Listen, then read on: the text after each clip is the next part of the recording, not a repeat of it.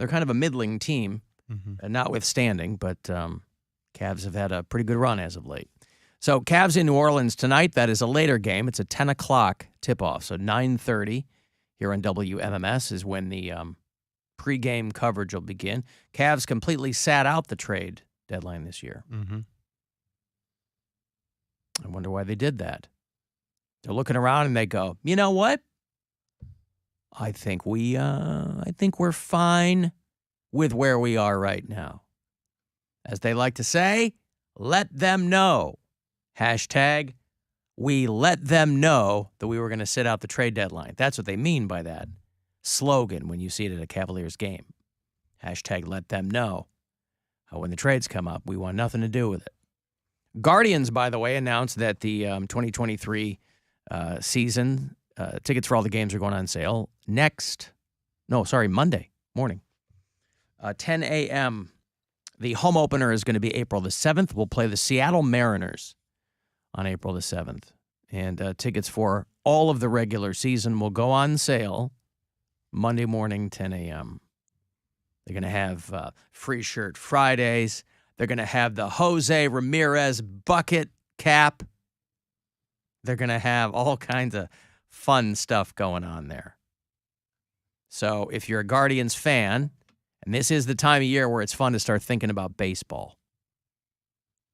Now that we're downtown here at our brand new sparkling studios here at 668 Euclid, those Guardians games right around the corner from us, right? We usually do the show somewhere on Guardians home opener. Who knows? I'm hoping that we'll do it somewhere like right across the street. That would be fun. We just leave here, we go over there, and we're doing the show. Or we'll just do it here. We've got a window. We can say hi to people. But anyway, that home opener, April 7th, I think the season opener is a couple of weeks prior, or a couple of days prior, rather. But they're all going to go on sale Monday morning, 10 o'clock. Alan, has Poundcake, you guys were talking about Elizabeth Hurley and how foxy she is from the Austin Powers movies. Has Poundcake ever seen Elizabeth Hurley's son? No, because I didn't even know who she was until we talked about her. Hold on. She was married to a super rich guy named Steve Bing, and I think she had one kid with him. They had a little bit of an acrimonious split. How do you spell it? The kid's name is probably Bing, but it's Elizabeth Hurley's son. I don't know. Oh, I was just going to type in her. I didn't know how to spell her last name. Hurley. Okay. Damian Hurley? Maybe, yeah. Oh, my goodness. He looks artificial. Like, he looks... Whoa. Derek says, I'm sure this dude is Poundcake's cup of tea. I mean, he looks too perfect. You got a problem with that? You like him a little roughed up?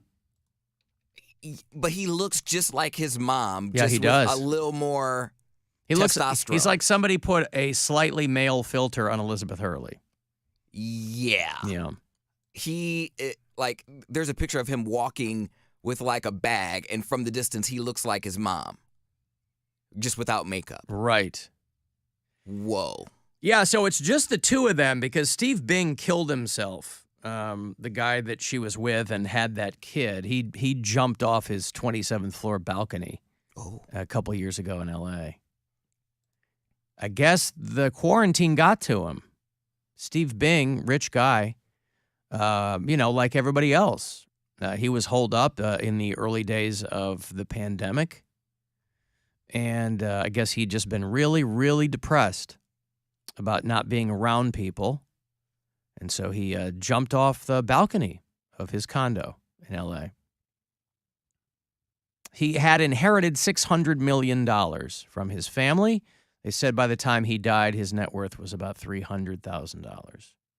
How to do it. I don't know how you blow $600 million that you've inherited because that means it's old money. But there it is. He was a Nepo baby, essentially. His great-grandfather was like one of those early, New York real estate guys. But you know how, like, New York real estate guys can turn into real puds? I've heard that can happen. Do you think of anyone specific? No, just random, historically speaking. But he does. I mean, that's so anyway, that was Derek's letter that Poundcake should really get on board with Elizabeth Hurley's kid. Zion is out until after the All-Star break. Oh, is he? Okay, I didn't see that. Yeah, he hasn't really, for all the hype games. around that kid, it's really been. Listen, you can, and I'm happy about the Super Bowl too, but I'd be lying to you if I told you I wasn't also happy about the Puppy Bowl. Because let's be real, the Puppy Bowl is really where the action is. Now, am I able to place a wager on FanDuel for the Puppy Bowl? I don't know. I haven't looked. But the decision that you have to make for this year's Puppy Bowl, this would be Puppy Bowl 19 at Geico Stadium.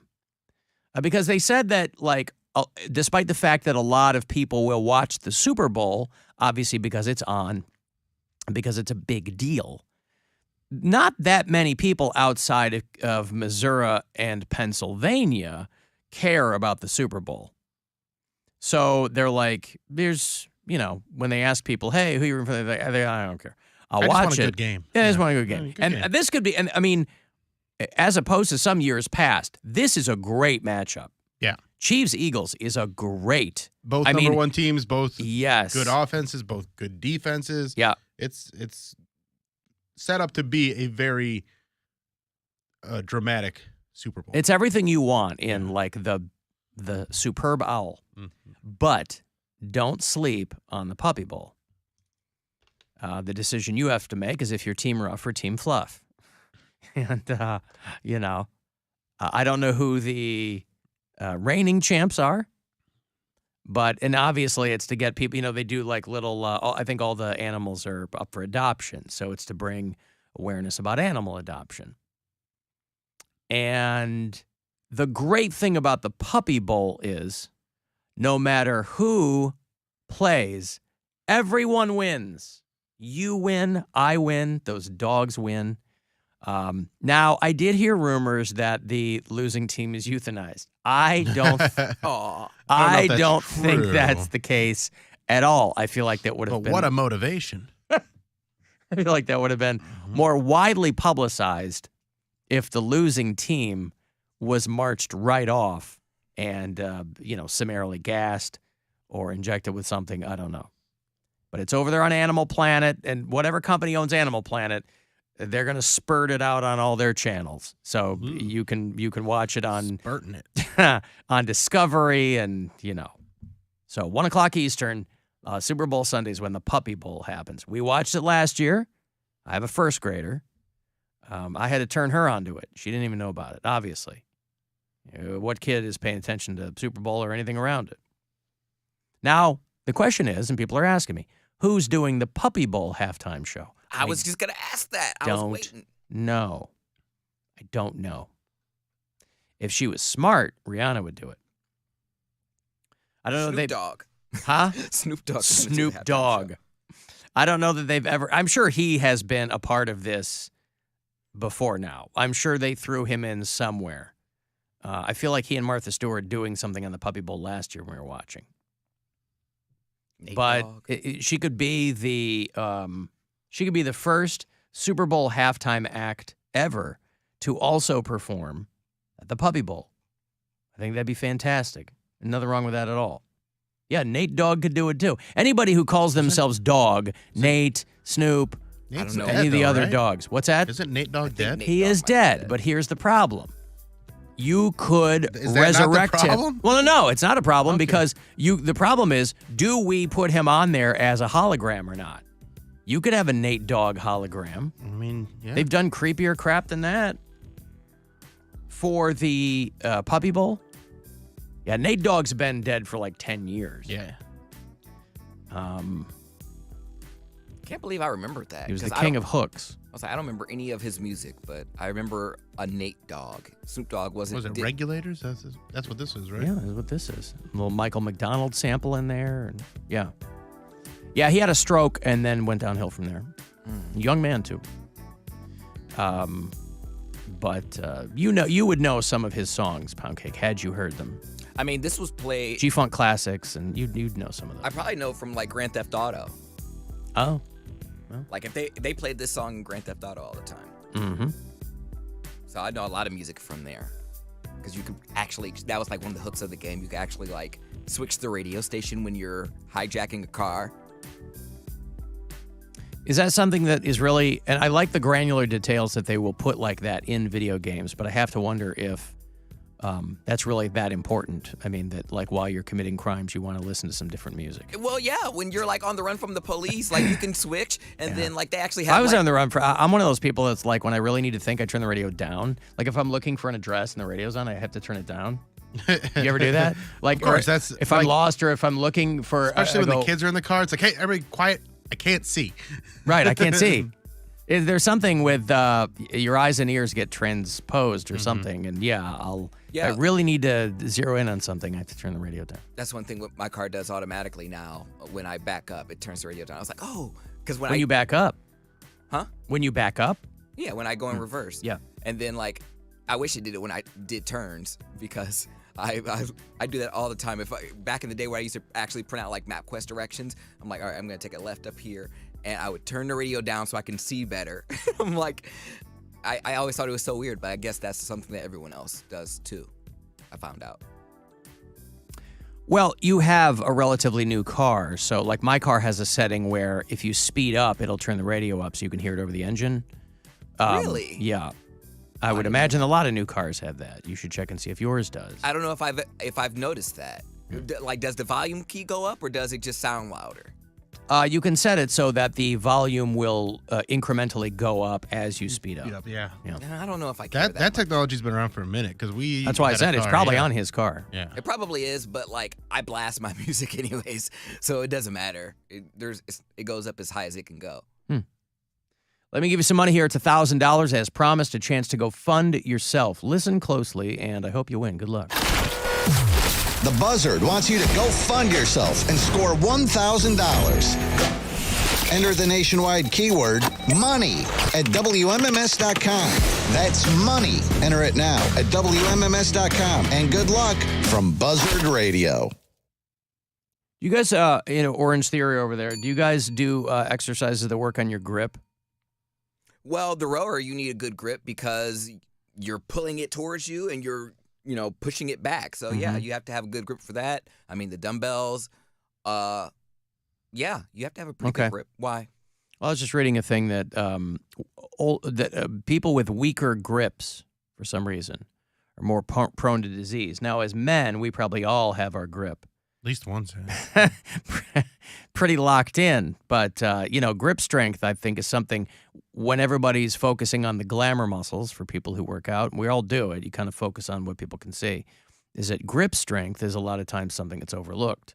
Well, if you're doing certain exercises, you're going to, even if you're working out glamour muscles, you have to have grip. If you're doing anything like deadlifts or stuff like that, you need a pretty good grip.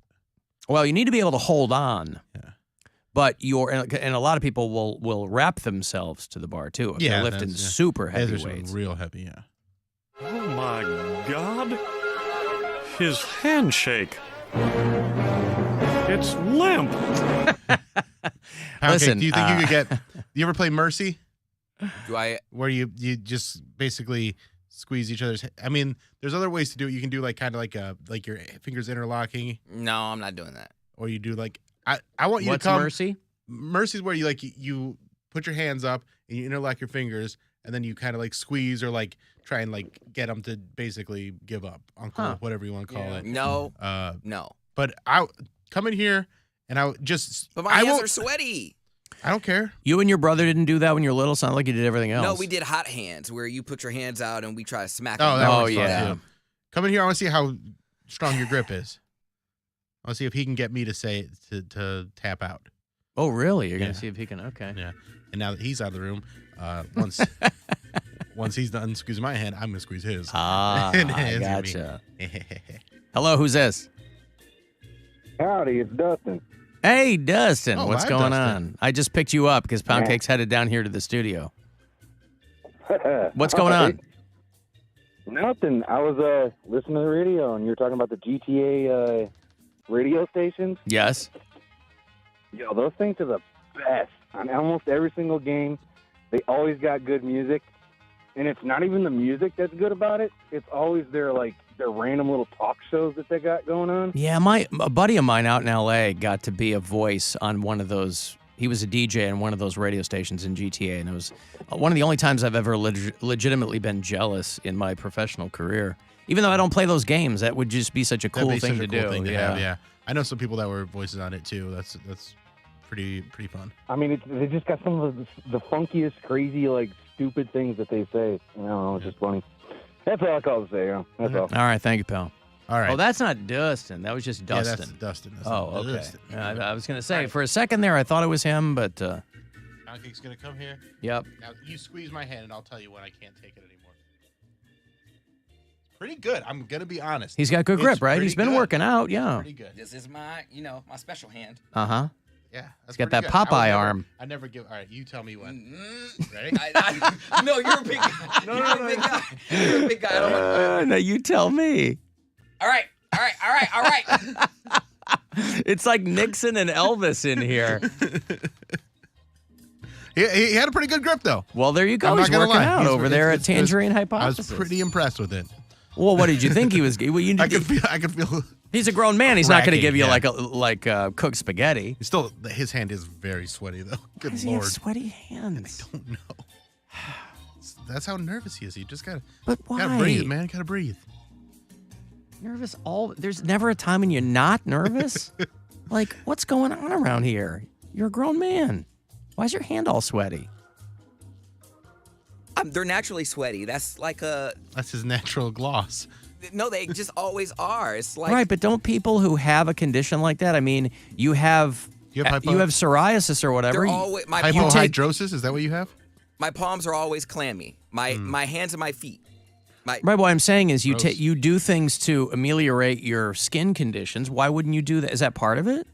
No, I don't know. I think it's a hormone thing. God, if that were me, I'd be carrying towels around, like paper towels all the time. Yeah.